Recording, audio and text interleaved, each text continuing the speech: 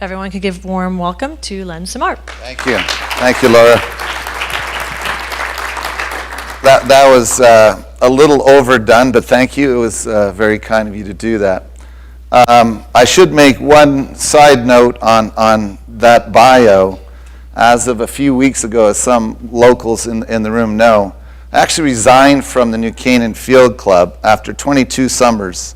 One of my favorite clubs I think that I'll ever be at, and it was very emotional for me, but I'm done with that club. So I will just be doing general managing at the New Canaan Racket Club in New Canaan, Connecticut, and of course being the racket search executive along with GMs for the firm of Kopplin, Kuebler, and Wallace. It was really, I thought when we came to Vegas, I was here at the last conference 13 years ago doing something, and it was a lot of fun. And this year I said, oh boy, we get to go to Westgate. And I'm not sure if you heard what Laura said. Westgate, the owners of Westgate are somebody called David Siegel. I don't know if you know that or you read about him. His wife, his most recent wife, Jackie Siegel, who has a lot of children with, were actually residents at Isleworth. They were not members, but they were residents at Isleworth. And she was what a great woman, but extremely eccentric, and would love to come over, and we always have themed member guests, and she would always have the greatest, feather. She'd come in with feathers all over the place. It was spectacular. And so I go, oh, we're going to be at Westgate. After teaching her tennis and being at all of our events, we'll probably get the penthouse suite or something like that, right? To my wife. We're in the smallest little room that I've ever seen in my life. So, and we're right next to the elevator. So, it is what it is. It's not who you once know. It's who you know now, I guess, is what that really is. But anyway, so the topic is of course, as you can see, I've preached for years about trying to get into other related fields. If you think about Peter Burwash, and if you've ever heard him speak, he thinks that we should actually be actually getting into different professions or careers twice within our lifetime. Now, that's pushing it a lot in my mind, but I think that I'm trying to do something that's related, but sort of out of what we typically do. So if you think about that, shouldn't we really be trying to do other things in our life? So that's how I started in this line. I had my own search firm for about 9 years called Simard Search, and I only specialized in racket sports directors. And it was a lot of fun. But I wanted to join the biggest and the best. And of course, I joined the firm of Kopplin, Kuebler, and Wallace almost 3 years ago. And you talk about successful companies or whatever you want to, however you want to compare them. But talk about cornering a marketplace in a particular line of work. So we do executive chefs, golf directors, superintendents, tennis and rackets, fitness and wellness, agronomists. We do obviously GMs and assistant GMs. Nationwide, now I will say primarily in the member-owned space. So primarily member-owned equity clubs, but not entirely. A lot of corporate-owned entities too. And we now are doing more than 60% of the searches in America. So you can tell it's gone from here to here, and we just added a few more search executives, and actually Michelle there.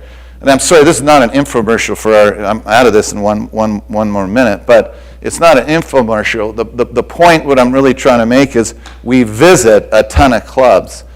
And while we actually, I'm going to skip through that, and we visit 300 clubs a year as a firm.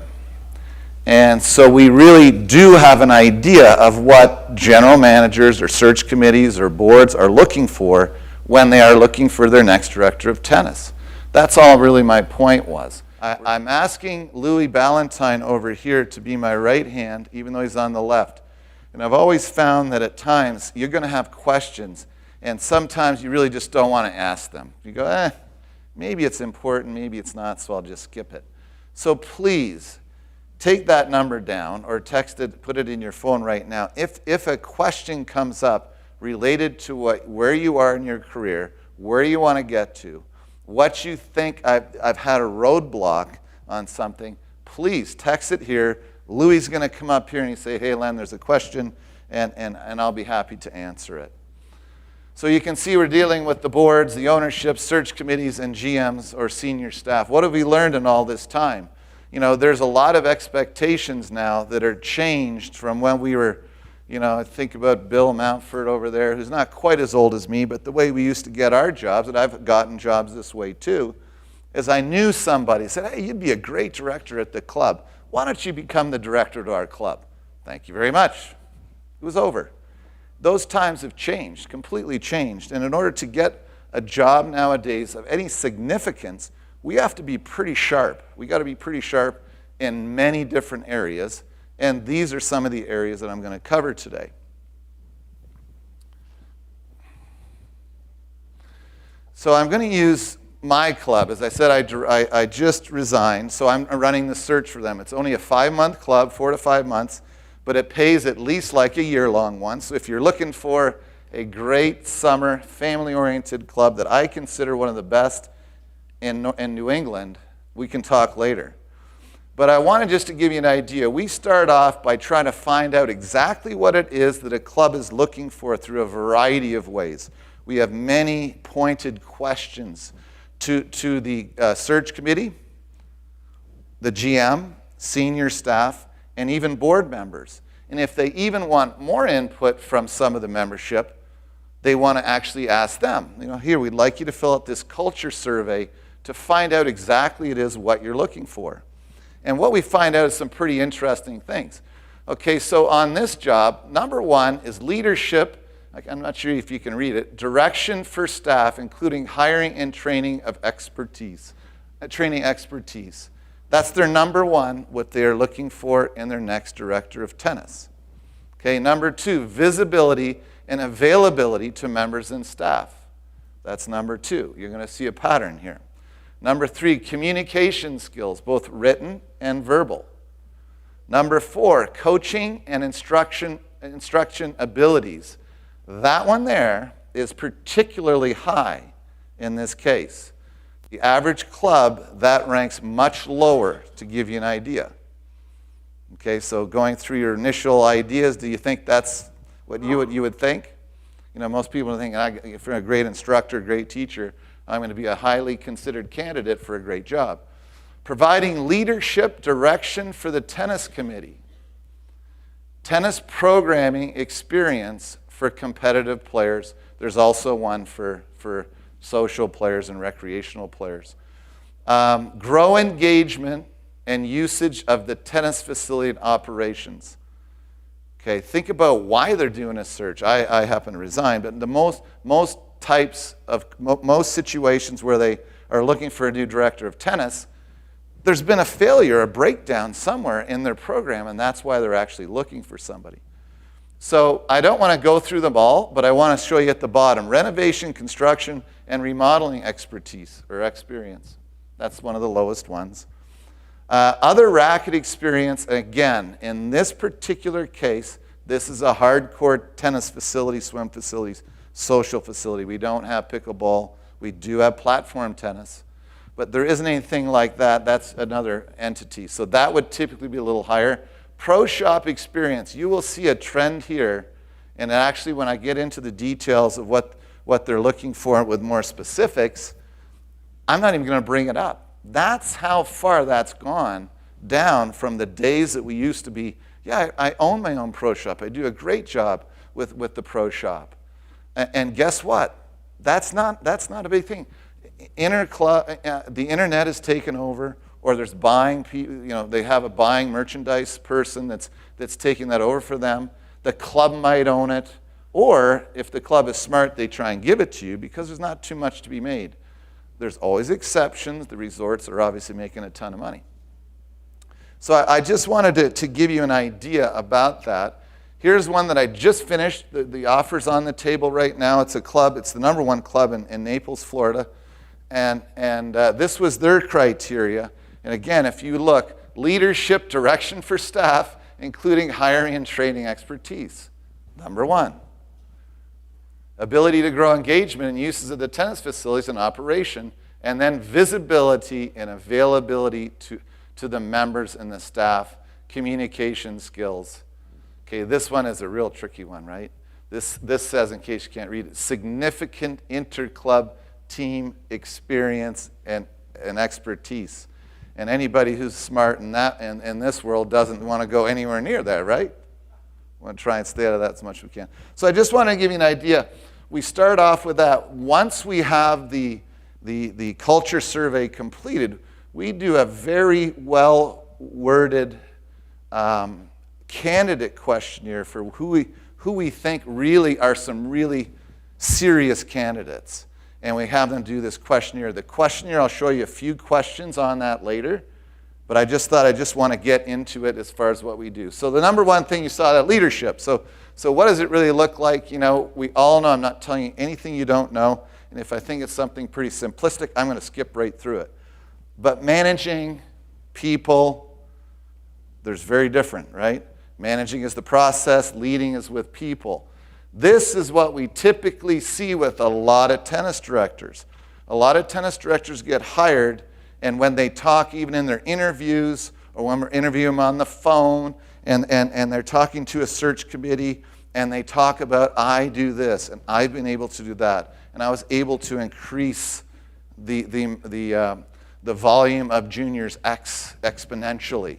So what we really have to be thinking about, are we a leverage leader? If you look at what they're asking for, they want somebody who's a leader that's an I concept. What is the culture of I? We know we can't do it all ourselves. When I first started in the business, I wanted it to be me. I admit it. I said, I want to be the one who does this. I'm going to bring this into the club. I'm going to do that. And it's nothing about that. Now it's about listening to your staff, listening to your committees, listening to your owner if you're a corporate run, listening to a GM, seeing what they want and try and institute it into a fully rounded program. So it's very different than what we remember. So it begins with you setting the standards, or what we call, you've all heard it, what is the culture of our clubs? And every club is very, very different. Everybody would have a different entity, what our culture is right now. But the beautiful thing is, if we don't set it ourselves, it's going to get set for us.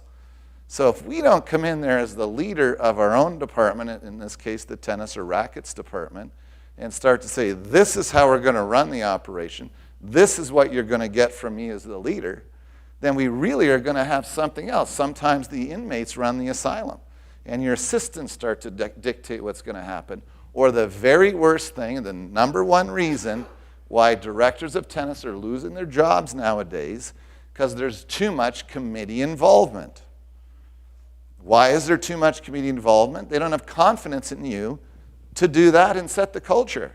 So they're doing it for you.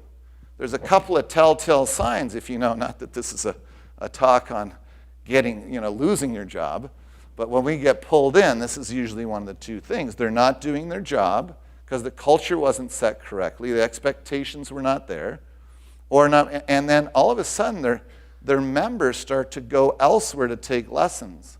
You know, that should be a real red flag. If you have some members that are going to another club to take lessons, you better really do some heartfelt analysis of what you're doing and what your program is like. This is Dick Kopplin's favorite. Dick Kopplin he started the firm. He's our CEO and started the firm 22 years ago. His favorite line is simply this when you talk about culture, because there's so many definitions of culture. Culture is simply, it's how we do it around here. That's what our culture is. This is how we do it, and you have to have that embedded in your program.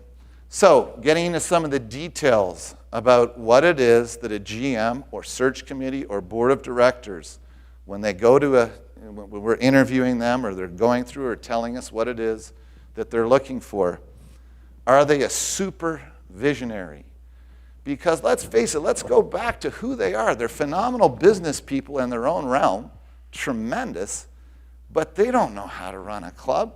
Some of these clubs, are between, the lowest, I think, club we've ever done a search for is about just under $2 million, and we've gone to almost $100 million clubs. These are big businesses. So if they're hiring a director of rackets that doesn't have the vision to see what's going to be important with the professional experience, instruction, knowledge, all those things, and have the vision where we're going to be able to communicate it, as going back to, I think, the average of the third issue that they're looking for, it's very important. So here's our quote: define the core members and the core future members and meet their needs or fail. Okay? Update and optimize the program to mix to suit the membership. I brought tremendous programs that I thought were going to be a success from one club to the other club, miserable failure. So you got to find out what works, what it is that you want, get the feedback. As we saw, number 2 on both of those surveys, and I assure you if I brought up 20 surveys, it would be either number 1 or number 2. And this is a hard one. You know, we work hard in our profession. It's not uncommon to work 70, 80 hours a week, right? So, you know, how can we be visible when I'm doing 70 or 80 hours a week, you're doing 70 or 80 hours a week, and still their number one thing is they want to see you more. So you have to be extremely intelligent. Are you being represented at all of the various areas of your club? Okay, so, you know, are we engaged in the morning with the women? Okay, this goes back to teaching lessons. When you have a team, ladies' team practices going, are you teaching a private? They want you involved in that team practice, or dealing with 30 women at one time, not in a single private lesson. Are you with the kids? And I know you might not be a high-performance person, but you need to be involved with the kids, walking around, adding input, you know, whatever the theory was that you're trying to bring, you need to be there then. And of course, the men are on at night, whether it's matches or round robins, and then of course, on the weekends, you usually have a ton of events.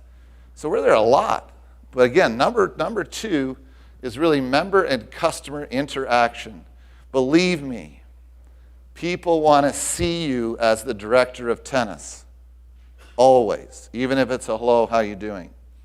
Financial management, I think this is obvious as a director of tennis. We just said, you know, the business is between 2, and there is a $98 million club out there right now. So gross revenue. So, you know, we have to have enough financial savvy to at least be able to analyze our P&Ls and make some notes. And don't wait for your treasurer or whoever it is that you report to on finances to go and actually say, hey, why is this under, or why is this over? Because you really need to know in all your P&Ls why you're under or why you're over. And again, my suggestion is you don't wait until it's time. So in a boardroom, they'll ask, during the interviews, the treasurer will always ask some pointed questions. Like, what's your best budgeting process? Have you ever gone over budget? And if so, why? And if the answer was, no, I've never gone over budget before, they go, yeah, right. Right. Because everybody does once in a while. So, but you have to know the answer. So they're looking for honesty and did you really learn anything from when you did go over? So financial management, extremely important in today's world now. Sure. Would you like these questions at the end, or? No, fire me, Louis, fire. Okay. The first question is, why are you leaving, or why did you leave? You can't. That has nothing to do with this talk. No, I'm leaving the club because I turned 60 this year, and it was a slap in the face. That was number 1. So I want to spend a little more time. The firm here is asking me to do a lot more.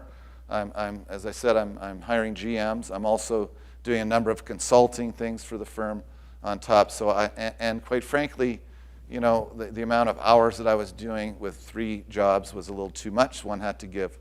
Is there any other ones? Yeah. Oh. All right, so I have all the, this person has all the requirements that you were asking for, and then some in many different areas of club operations. 30 plus years of experience, I lose jobs to much lesser candidates out of convenience, management, laziness, and age discrimination. How do I We're going to get to that, actually, because that's a good one, too. Let me go through this, and then we might want to bring that up again and see if the question it doesn't get answered. But board relations are obviously something. It's you already have the job, but how do you make sure that you continue to stay in their good graces? A lot of guys and women and men will go overboard a little bit too much, and they'll spend too much. They'll only teach private lessons with somebody on the board. Be careful with that. But it's really about making sure that you can relate to them. Bring them ideas before they bring it to you. So again, another question in the interview process, which frequently comes up. Give us an example of a situation that you had with a member, and you were able to solve it before it got to the board. Okay, so and you have to go, wow, okay, there was so it gives you an idea. So your board, they want to know that you're involved, but they also want to know that they don't want to work 25 or 30 hours a week as a member of the club. These are, in all fairness, well-intentioned volunteers that all work for the club for that much money. So they want to be able to they want pride in their club, but they don't want to have to micromanage as much as we don't want to have to micromanage at our clubs. So that's the one. We need a strong leader that will support and lead our tennis staff to ensure the members' needs are met. Correct? That's really what the board is looking for you. In employee relations, I've had a number of talks about mentorship. I'm a huge fan about mentorship. I think that our industry as a whole doesn't mentor enough. I think that you can always take a look at yourself as a director, or some of us can take a look at ourselves as directors of tennis. And if you've had assistants that have been at your club an extended period of time, you have to ask yourself, why? Why have they been there so long? Is it because you're not teaching them what they need to know? Is it because you're not motivating them to understand that they should actually be going on to get a director's job at a smaller club? Or even if their mission and objective is not to be a director of tennis, but to go and be a head pro at another job that might be bigger or more a prestigious club.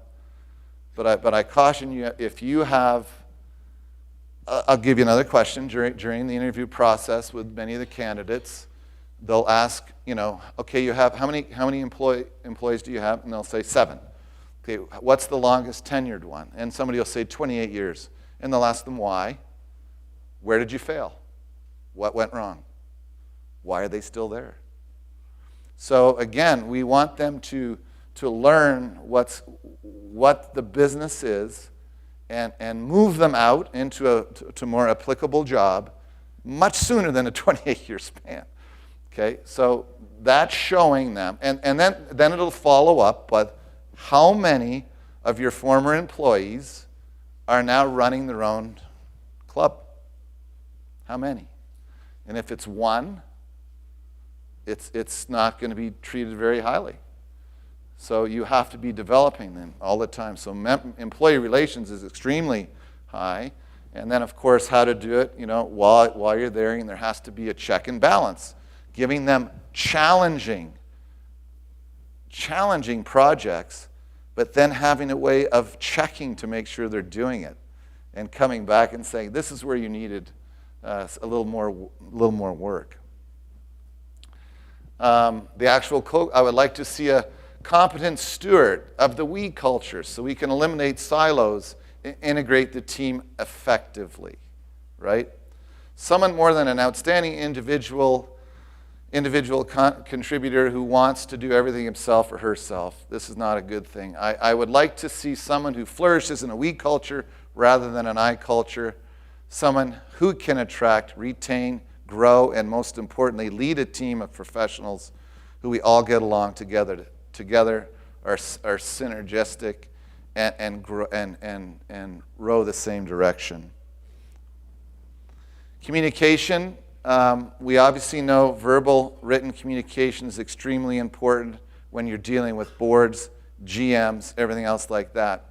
I'm not going to go through this entirely, but what I'm going to do is give you an example of someone who I just worked with, a young man who got the director of rackets position at the Ponte Vedra Inn and Club. It's in Jacksonville, Florida. Extremely high-end job.